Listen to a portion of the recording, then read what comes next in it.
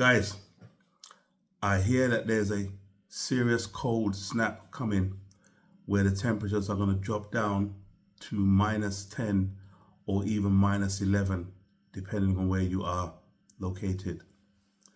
Now, there are a few things that I urge you to do to make sure you don't become a statistic of this new strain of cold and flu that is going around and really putting people in some serious health challenges.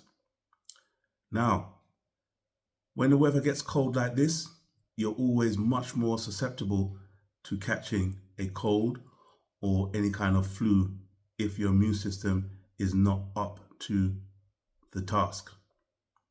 Now, there are certain things that you can do and there are certain things that you need to not do to ensure that your immune system is optimized to make sure it can deal with any eventuality should it arise.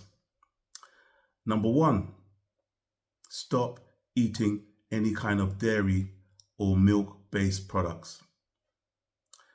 By that I mean cheese, I mean yogurt, I mean ice cream.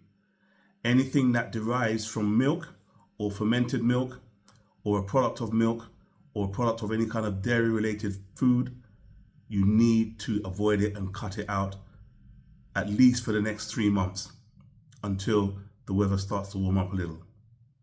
The reason I say this is because dairy is something that really puts a huge burden on your immune system because it finds it really hard to break it down, especially if you're of the melanated origin. A lot of people are lactose intolerant and they struggle to break down the milk or the dairy because of the levels of mucus it brings into the body. There's a protein in milk or cheese called casein, C-A-S-E-I-N. It's very hard to break down. It contains 7 amino acids, and the body, the stomach in particular, finds it very difficult to break down those amino acids, so it stays in the system for a long time, giving your immune system a very difficult job to try and break it down and stop you from getting sick.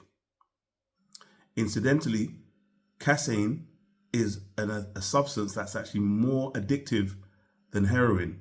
That's why there are a lot of people that are almost addicted to cheese and can't stop eating cheese. So all you cheese lovers out there, if you know you love cheese and you can't do without it, know that you're putting yourself at a much greater risk for contracting this new strain of cold or flu that's going around in the UK in particular. Number 2, cut down on your sugary drinks. By that I mean your sweet fruit juices, your sodas, your sweet beverages, or any drink that contains excessive amounts of sugar. Simple reason for that is because if you want to feed bacteria, just give it a little bit of sugar, because nothing feeds bacteria like sugar. Bacteria feed on sugar and they love sugar. They love sweet drinks. They love sweet foods. So not only sweet drinks, but also sweet foods, cakes, chocolates, pastries, anything that's rich in sugar, especially processed sugar, you want to keep those to a minimum. I know you got your Christmas parties coming up. I know you got those do's where they have those tables in your places of work, where they put those tables full of sweets and cakes and lovely dainties that you just sometimes can't resist, but you need to keep them to a minimum, especially if you see some of your colleagues going down at work with any type of cold or flu. Number 3, and the final one I'm going to give you today, is try your utmost to keep your levels of hydration up. When the winter months come, people generally tend to drink less naturally, which means your blood becomes a lot more concentrated with whatever bugs or pathogens have begun to accumulate, whether they be airborne, waterborne, or foodborne. They start to accumulate and concentrate themselves in your blood. Because you're not drinking as much as you normally would in the warmer months, these pathogens then start to multiply and divide a lot quicker and often unchallenged. And by you increasing your water, you enable your kidneys to flush them out a lot quicker and a lot more efficiently. And the same is in reverse. By you not drinking water, you're allowing them to build up and place an additional burden on an already strained immune system.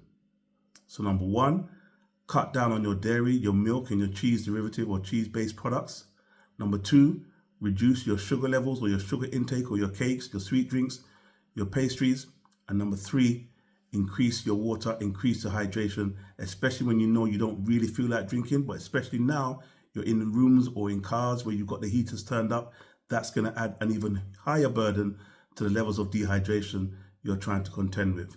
So make sure you spread this video, share it with your network, share it with your friends to make sure they have at least 3 good tips to increase their chances of not becoming a statistic this winter. I'm the Juice Doctor. I'll catch you on the next one. God bless you.